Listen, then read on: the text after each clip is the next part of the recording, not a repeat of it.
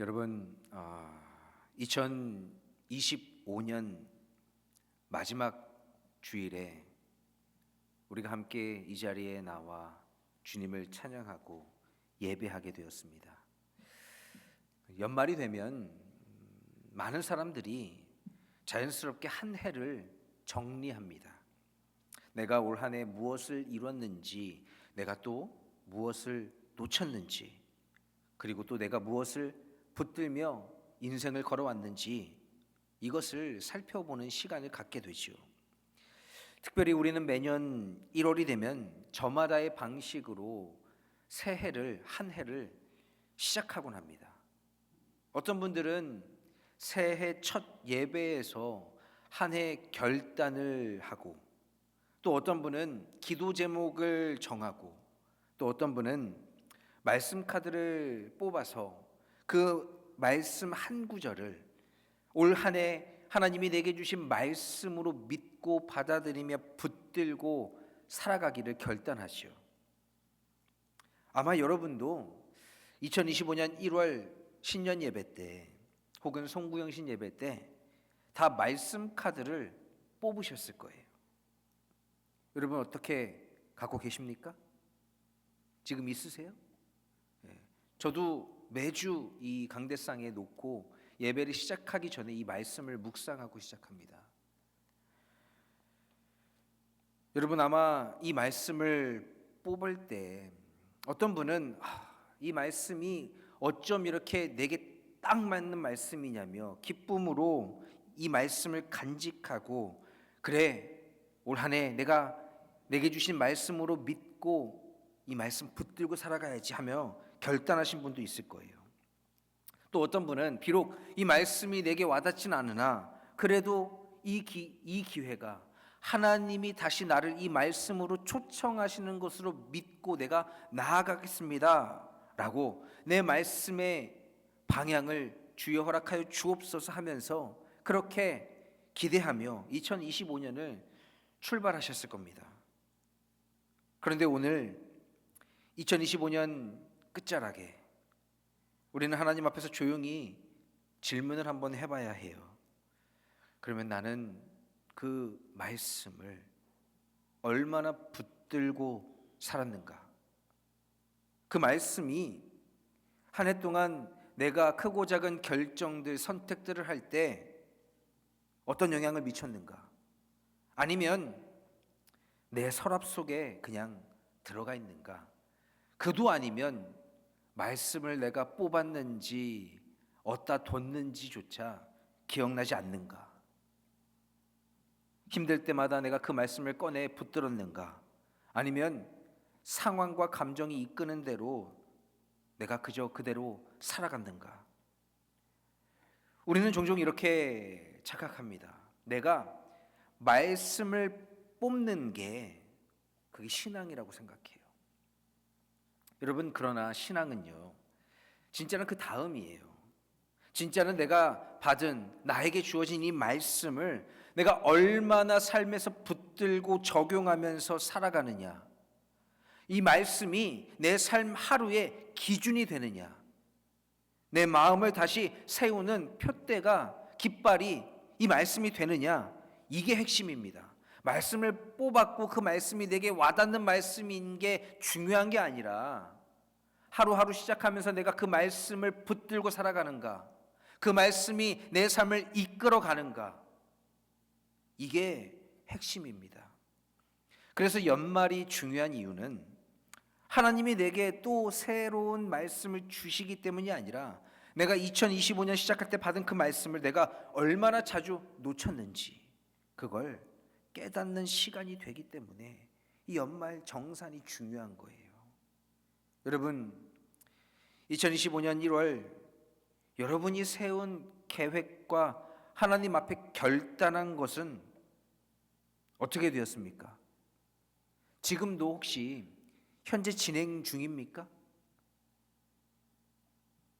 여러분이 하나님 앞에 기도했던 일들은 어떻게 되었습니까? 기도의 응답이 있었습니까? 혹시 내가 올해 초에 했던 믿음의 결단이 무엇인지 기억은 나긴 합니까?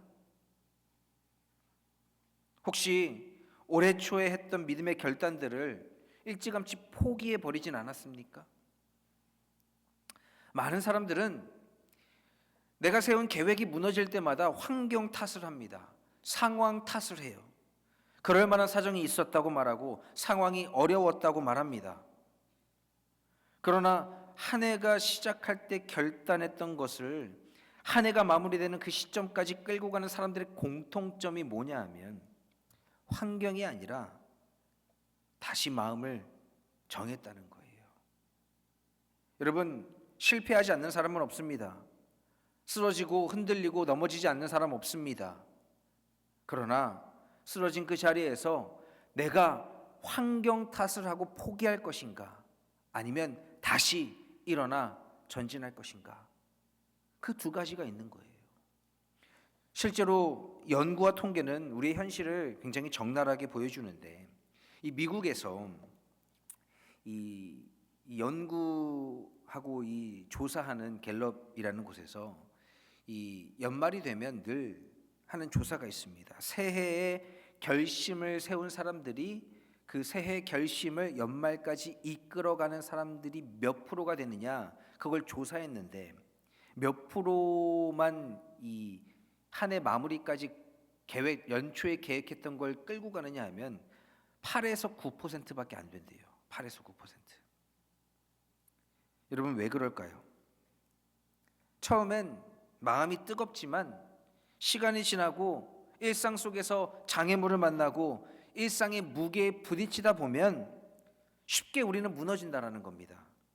처음에는 하나님을 믿음으로 시작하지만 시간이 흐를수록 점점 우리는 환경을 바라보고 상황과 조건을 따지고, 그래서 우리는 결국 스스로 포기한 92%의 사람들처럼 되는 거죠. 이 통계는 단지 숫자가 아니라 우리의 마음의 현실을 보여줍니다. 여러분, 결단과 결심을 한 해 마무리되는 그날까지 끝까지 이끌고 가는 사람은 안 넘어지는 사람이 아니라 넘어졌을 때 끝났다라고 마음 먹지 않고 다시 일어나자, 다시 붙들자라고 마음 먹은 사람, 다시 말씀으로 돌아가자라고 마음 먹은 사람, 그 사람이 결국 끝까지 걸어간다라는 거지요. 우리의 신앙도 마찬가지입니다. 우리 인생의 방향은 상황이 아니라 어떤 마음을 먹느냐에 달려 있어요. 그리고 그 마음은 어디에서 세워지느냐, 결국 하나님 말씀을 다시 붙드는 그 자리에서 세워지는 줄로 믿습니다. 여러분, 오늘 본문 말씀은 기드온에 관한 말씀입니다. 그런데 우리가 이 이야기를 이해하려면 먼저 한 가지 질문을 해야 돼요. 그게 뭐냐?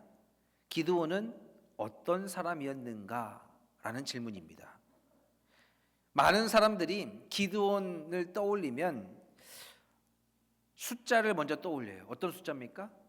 300. 영하 300이 아니라, 스파르타 300이 아니라 기드온의 300 용사를 떠올리죠. 그리고 또 기드온 하면 떠오르는 게 뭐예요? 아주 훌륭한 용감한 지도자, 300명을 가지고 미디안 군대와 맞서 싸운 용맹한 지도자, 훌륭한 지도자, 마치 영웅을 떠올립니다. 그런데 여러분, 말씀을 잘 보면요, 기드온은 그런 모습과는 굉장히 동떨어져 있는 인물입니다. 하나님이 처음 기드온을 만날 때 기드온이 살던 그 시대는 이스라엘이 이 이웃나라 미디안의 압제에 굉장히 흔들리고 힘들게 생활했던 시대였습니다. 농사를 지으면 추수할 때가 되면 미디안 군대가 쳐들어와서 추수한 곡식들을 다 빼앗아가요. 포도주를 짜면 쳐들어와서 포도주를 가져가고, 기름을 짜면 기름 짠 걸 가지고 갑니다. 약탈하는 거예요. 그래서 사람들은 생각한 게 산으로, 들판으로, 숲으로, 동굴로 숨어 들어갑니다. 그 시대의 기드온은 나라를 구할 영웅이 아니라 들키지 않으려고 그가 수확한 밀을 타작하는데 넓은 마당에서 치면서 이 알곡과 쭉정이를 구분했던 그런 사람이 아니라 미디안 군인들에게 빼앗기지 않으려고, 들키지 않으려고 포도주 틀에 들어가서 몰래 밀을 타작했던 사람이었습니다. 눈에 띄지 않게 조용히, 두려움 가운데 오늘을 하루하루 겨우겨우 버텼던 사람이에요. 그런데 바로 그때 하나님의 사자가 기드온에게 나타나 이렇게 말씀합니다. 큰 용사여, 여호와께서 너와 함께 계시도다. 그런데 여러분, 이 큰 용사여라는 호칭이 얼마나 기드온과 어울리지 않습니까? 기드온 스스로도 자신은 용사가 아니라고 생각했고, 자신은 겁이 많고 자기 집안은 므낫세 중에서도 아주 약하고, 그리고 본인은 그 약한 집안에서도 가장 별 볼 일 없는 가장 작은 자라고 생각했어요. 기드온은 스스로를 이렇게 규정했습니다. 하나님, 나는 안 됩니다. 나는 조건이 부족합니다. 나는 선택될 이유가 없습니다. 그러나 하나님은 기드온이 생각하는, 기드온이 스스로를 바라보는 그 조건을, 그 자기 자신을 보지 않으셨어요. 하나님은 기드온이 장차 믿음으로 서게 될 모습을 보셨습니다. 여러분, 하나님은 언제나 그래요. 내가 안 된다, 하나님 나는 안 됩니다, 나는 부족합니다 라고 말할 때 하나님은 우리에게 말씀하세요. 내가 그래서 너를 부른 것이다. 기드온이 사사로 선택된 이유는 그가 준비되었었기 때문이 아니라, 그가 완벽했기 때문이 아니라, 그가 힘이 있고 능력이 있었기 때문이 아니라 하나님이 그를 통해 일하기로 작정하셨기 때문입니다.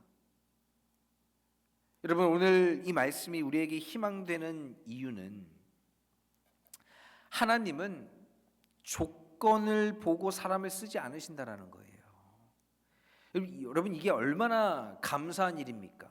하나님이요, 내 조건을 보고 나를 사용하지 않으신대요. 저에게 얼마나 위로가 되는지 몰라요. 하나님은 우리의 숫자와 우리의 배경, 우리의 가능성을 보고 우리를 부르신 것이 아니라 하나님은 나의 그 믿음, 내가 얼마나 연약하고 내가 그로 인하여 하나님을 붙들고 살아갈 것인가 아닌가를 보고 나를 사용하신다라는 겁니다. 만약에 하나님이 흠없는 사람, 능력 있는 사람, 배경이 뛰어난 사람, 가능성이 있는 사람만 보고 부르신다면 여기에 그 하나님의 부르심에 응답할 수 있는 사람은 아마 없을 겁니다. 기드온도 마찬가지였어요. 겁쟁이 기드온, 두려움 가운데 숨어 밀을 타작하던 기드온, 그가 하나님께 부름받을 수 있었던 이유는 단 한 가지, 그의 집안이 뛰어나서, 그가 배운 게 많아서, 그가 힘이 세서, 그가 능력이 좋아서 아니요. 하나님이 함께 하시기로 작정하셨기 때문입니다. 이스라엘이 이제 그 미디안 압제 아래서 더 이상 버티다 버틸 수 없는 지경에 이르러 하나님께 부르짖습니다. 하나님 살려주세요. 하나님 도와주세요. 하나님, 우리 더 이상 버틸 수 없어요. 이제 더 이상 안 됩니다. 그때 하나님은 능력 있고 강한 사람을 찾으신 것이 아니라 하나님의 음성에 반응할 수 있는 한 사람을 찾으셨고, 그 사람이 바로 기드온이었습니다. 그리고 그 기드온이 하나님의 부르심 앞에 조금씩 순종하기 시작할 때 하나님은 그를 전쟁의 한복판으로 이끄세요. 이스라엘은 더 이상 이 전쟁을 피할 수 없는 상황에 놓여 있었습니다. 미디안의 군대가 마치 성경에 따르면 메뚜기 떼처럼 이 곡식이 들판에 보이지 않을 정도로 사람들로 꽉 차서 그 메뚜기 떼 같은 그 군사들이 몰려와 땅을 짓밟고 우리가 거둔 곡식을 빼앗아가고 우리의 삶의 터전 기반을 무너뜨리고 있었습니다. 이제 더 이상 숨는 것으로는 해결되지 않는 상황이었습니다. 그래서 기드온은 하나님께서 맡기신 역할에 순종하며 이스라엘 전체에 이 소집 명령을 내립니다. 군대를 소집하는 명령을 내려요. 뭐라고 하냐? 여호와께서 우리를 미디안의 손에서 건지신다. 함께 싸울 사람은 나오라. 여러분, 그런데 그 결과가 놀랍습니다. 그렇게 소집령을 내리자 몇 명이 모였냐 하면 3만 2천 명이 모여요. 3만 2천 명.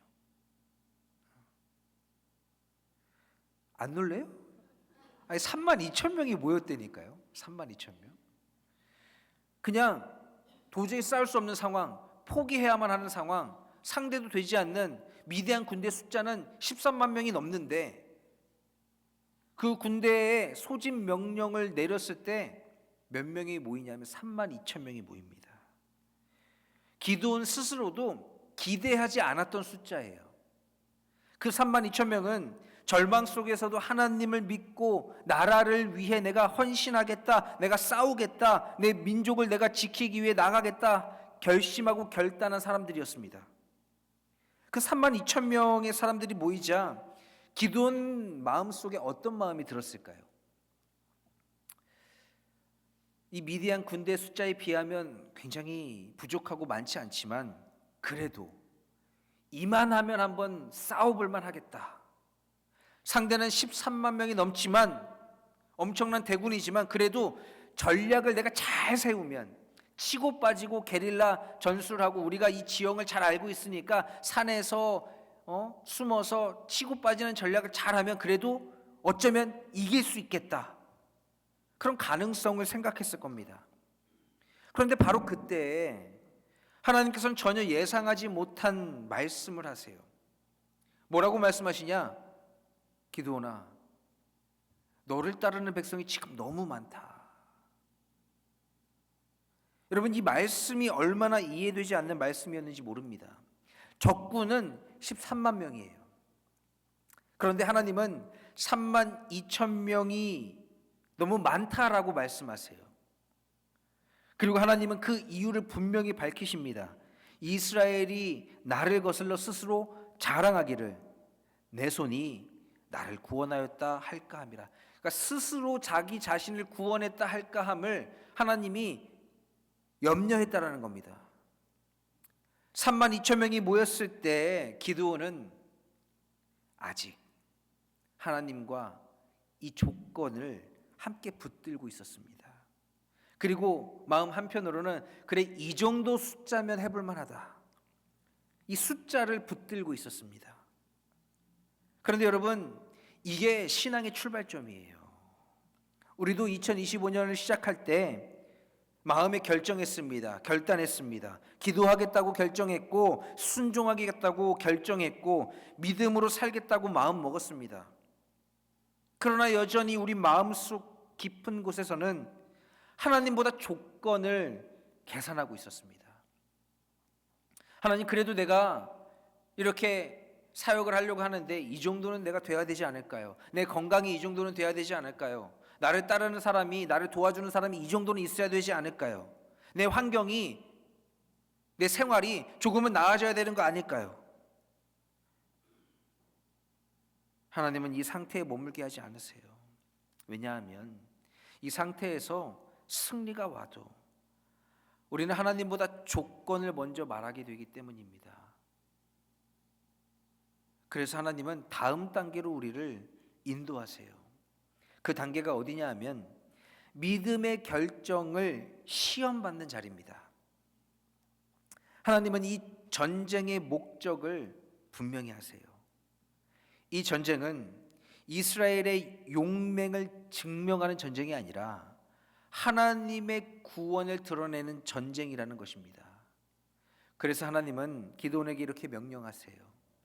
누구든지 두려워 떠는 자는 돌아가게 해라. 집으로 돌려보내라. 이 말은 단순한 인원 정리가 아닙니다. 하나님은 군사의 수를 세기 전에 마음의 방향을 먼저 보시는 거예요.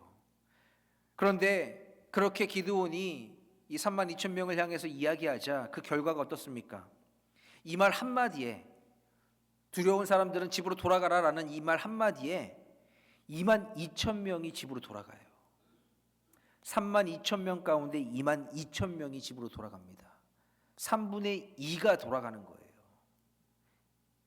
그들이 떠난 이유가 무엇입니까? 그들이 나라를 사랑하지 않아서? 그들이 민족을 배신하려고 해서? 아니요. 그들은 단순히 용기가 없었기 때문만도 아니었습니다. 그들이 집으로 돌아간 진짜 이유는 두려움이 믿음을 이기지 못했기 때문이에요. 이제 남은 사람은 10,000명. 기드온의 입장에서 보면 이제 정말 전쟁의 부담이 많이 커졌습니다. 상대는 여전히 13만 명이에요. 이제부터 전쟁은 할까 말까의 문제가 아니라, 해도 될까 안 될까의 문제가 아니라 이젠 정말 믿을 것인가의 문제가 되었습니다. 이 단계는 우리의 삶에서도 이런 모습으로 드러납니다. 내가 하기로 했던, 결정했던 일이 갑자기 어려워질 때, 갑자기 나를 도와 함께 일하겠다고 했던 사람들이 떠나갈 때, 그때 우리는 이렇게 질문하죠. 그래도 내가 이거 계속 해야 되나 말아야 되나? 내가 지금 그만둬도, 포기해도 나를 비난할 사람 아무도 없을 텐데 이거 내가 해야 되나 말아야 되나? 이런 생각이 들게 될 때가 있습니다. 그런데 여러분, 이 단계에서 떠난 사람들이 나쁜 사람은 아니에요. 그들이 떠난 이유는 그저 두려움이 믿음을 이기지 못했기 때문입니다. 신앙에서도 마찬가지예요. 이 단계에서 많은 사람들이 조용히 뒤로 물러섭니다. 하나님은 오늘도 저와 여러분에게 말씀하세요. 내가 내게 준 말씀을 기억하느냐? 너는 그 말씀을 얼마나 붙들고 살았느냐? 그동안의 선택이 어떠했든지 괜찮다. 오늘 내가 내게 다시 묻겠다. 내게 주어진 그 말씀을 지금이라도 붙들어라. 여러분, 올해가 이제 며칠 남지 않았습니다. 그럼에도 불구하고 하나님은 다시 오늘 우리를 그 말씀, 2025년 시작할 때 우리에게 주어진 그 말씀으로 초대하십니다. 아직 끝나지 않았다고. 우리는 하나님이 끝까지 당신과 동행할 사람을 남기시는 과정을 지금 지나가고 있는 거예요. 그런데 하나님은 또 말씀하세요. 아직도 많다. 네가 가진 게 아직도 많다. 너에게 주어진 게 아직도 많다. 이쯤 되면 기드온은 이 전쟁이 사람의 계산으로 가는 전쟁이 아니라는 것을 점점 깨닫기 시작했을 겁니다. 하나님은 이번엔 기드온에게 말씀하세요. 이 사람들을 물가로 데려가라.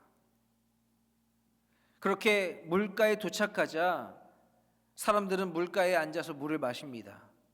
어떤 사람들은 이렇게 물을 손에 떠서 주변을 살피면서 마시고, 또 어떤 사람들은 목말랐는지 얼굴을 물에 쳐박고 벌컥벌컥 마시죠. 여러분, 이 기준은 누가 더 갈증 났느냐의 문제가 아니라 위기 속에서도 내가 깨어 있느냐의 문제를 하나님이 보신 거예요.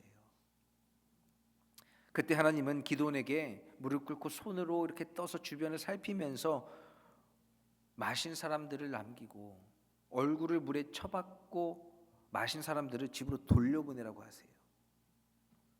그렇게 집으로 돌려보내자 몇 명이 남습니까?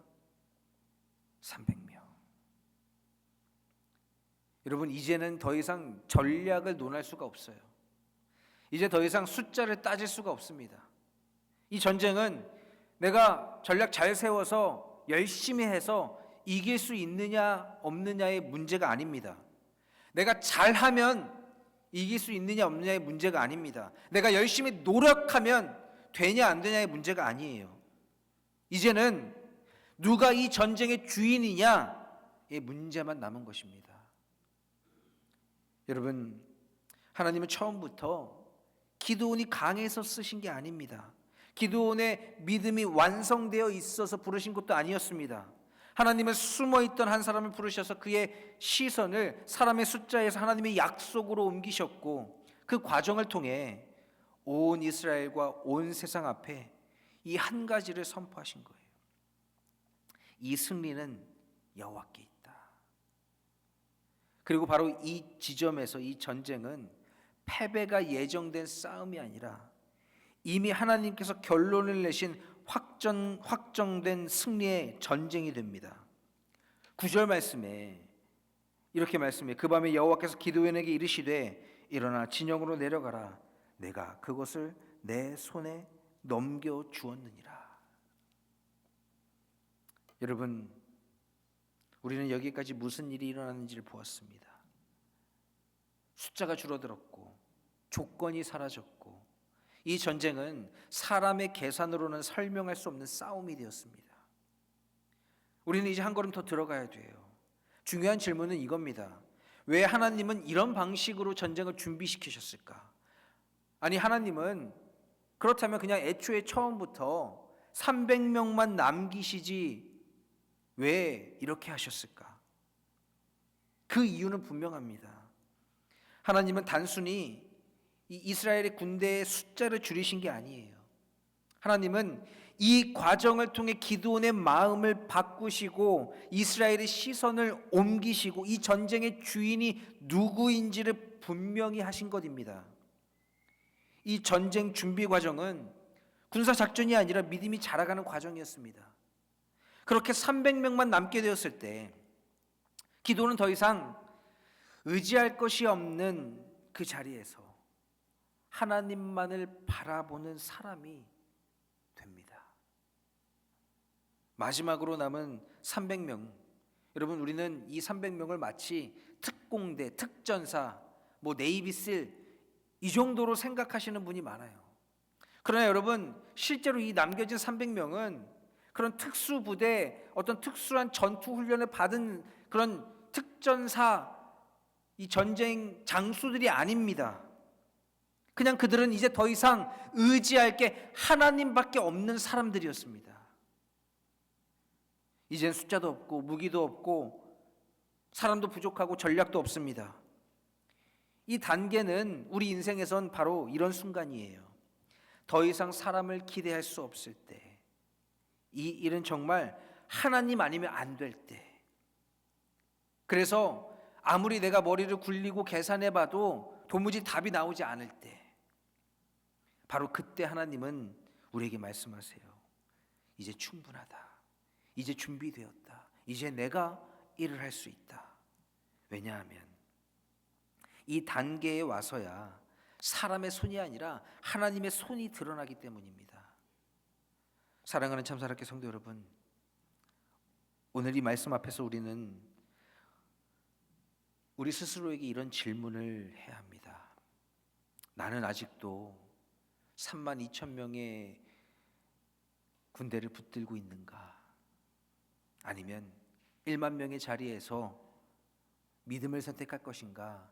아니면 상황과 조건과 환경을 붙들 것인가? 그렇게 갈등하고 있는가? 아니면 300명의 자리에서 하나님만을 바라보고 있는가? 중요한 건 내가 어디에 있느냐가 아니라 하나님이 나를 그 자리로 인도하고 계신다는 사실이에요. 하나님이 숫자를 줄이실 때 그것은 실패의 신호가 아니라 하나님이 직접 일하시겠다는 신호일 수 있습니다. 그리고 하나님은 그 300명의 자리까지 인도하신 사람을 그 자리에서 버려두지 않으십니다. 여러분, 그 다음 장면은 언제나 동일해요. 내가 이미 그 전쟁의 승리를 결정해 두었다. 여러분, 승리는 하나님께 있습니다. 승리는 내 상황과 내 조건과 내 능력으로 인함이 아니라 하나님의 능력으로 이루어짐을 믿으십시오. 그런 하나님이 오늘 저와 여러분께 말씀하십니다. 내가 이미 너의 그 삶의 전쟁의 승리를 결정해 두었다. 그러니 이제 이 확신을 붙들고 2026년을 향해 나아가는, 그래서 승리하는 올 마지막 이 주일이 되기를, 2025년을 승리로 마감하는 저와 여러분 모두가 되시기를 주님의 이름으로 간절히 축원합니다. 함께 기도하겠습니다.